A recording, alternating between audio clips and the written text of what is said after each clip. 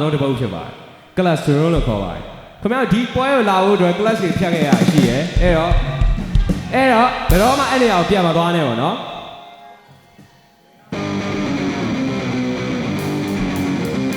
ကဲ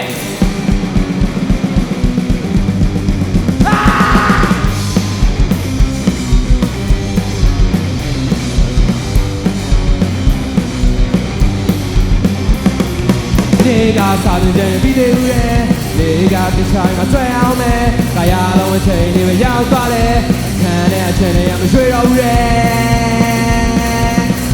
အချိန်လေးကိုယ်လေးမတော်ဘူးရဲ့အေးပြန်ချေပြီးမတော်ဘူးရဲ့နာယူချေလေးမရွှေတော့ဘူးရဲ့အေးပြန်ချေလေးရောက်သွားတယ်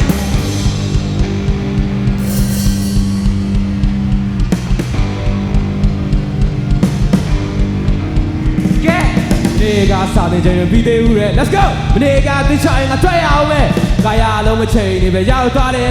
ခံတဲ့အချိန်လေးမရွှေတော့ဘူးရဲ့